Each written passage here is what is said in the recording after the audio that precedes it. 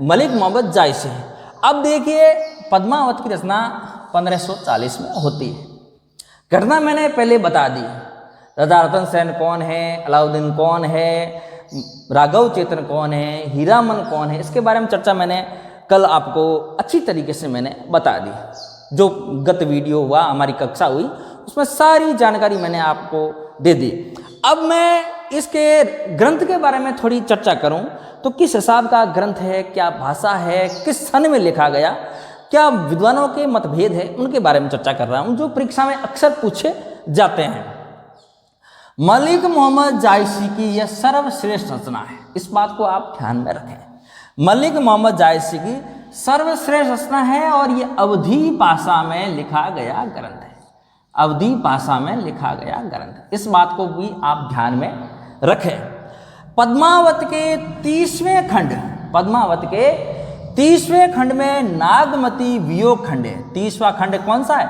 नागमती वियोग खंड है, जो वेरी मोस्ट है दोस्तों। परीक्षा में अक्सर ये पूछ ही लिया जाता है, परीक्षा में अक्सर ये पूछ लिया जाता है।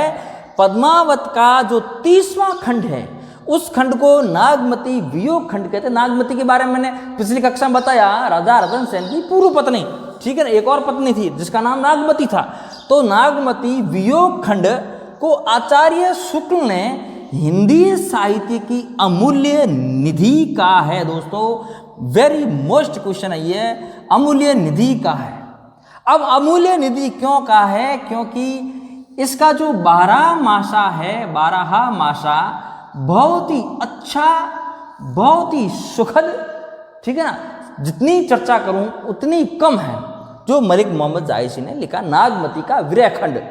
12 मासा, 12 महीना, है ना, आषाढ़, श्रावण, भादवा, ज्येष्ठ, है ना, कार्तिक, सारा का सारा इसमें, सर्द, सारा का सारा इसमें वर्णन मलिक मोहम्मद जायसी ने किया है कि रानी नागमती को कितना विरह होता है, उनके दुख का कितना अच्छा रोचक तरीके से वर्णन किया है। इसलिए आचार्य शुक्ल ने नागमती वियोग खंड, जो 30वां खंड है पद्मावत के अंदर, कितना खंड है? 30वां खंड है। नागमती वियोग खंड को हिंदी साहित्य की अमूल्य निधि का। अब आपके दिमाग में प्रश्न आता होगा कि 30वां खंड तो नागमती वियोग खंड है, जिसे आचार्य शुक्ल ने हिंदी साहित्य की अमूल्य निधि का है, पर इसमें पद्मावत में टोटल खंड कितने हैं, कुल खंड कितने हैं? तो दोस्तों ध्यान रखना, पद्मावत के अंदर कुल खंड है वो 57 है, 57 खंड है, इस बात को भी आप ध्यान में रखना। पद्मावत के अंदर कुल है वो 57 खंड है, और जिसमें 30वां खंड है, 30वां खंड नागमती वियोग खंड के नाम से जाना जाता है। और आचार्य रामचंद्र शुक्ल ने इस खंड को हिंदी साहित्य की अमूल्य निधि का है, इस बात को आप ध्यान रखें। यह सवाल परीक्षा में डेफिनेट पूछा जाता है, चाहे PGT, TGT, net, college lecture, कोई भी पेपर हो, पूछा ही जाता है, अक्सर पूछ लिया जाता है। फिर देखिए, अब इसके पद्मावत के, जो पद्मावत लिखा गया है 1540 में लिखा गया है।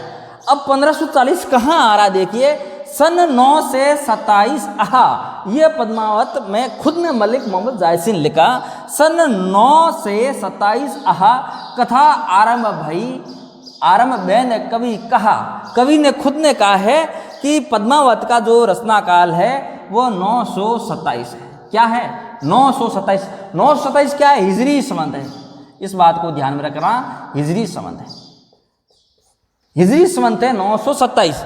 अब 927 हिजरी सन है, हिजरी संबंध है, तो ईस्वी सन क्या हो गया? 1521। ईस्वी सन क्या हो गया? 1521। और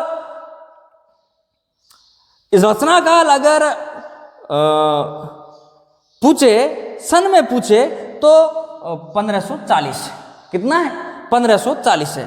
चाहे कथा समाप्ति का पूछे या रचना काल, समाप्ति का तो कहीं नहीं पूछा जाता है, रचना काल ही पूछा जाता है ईस्वी सन में, तो आप 1540 करें, क्योंकि विद्वानों के अनेक अलग अलग मतभेद। अब यह जो संशय है आपका दूर होना चाहिए।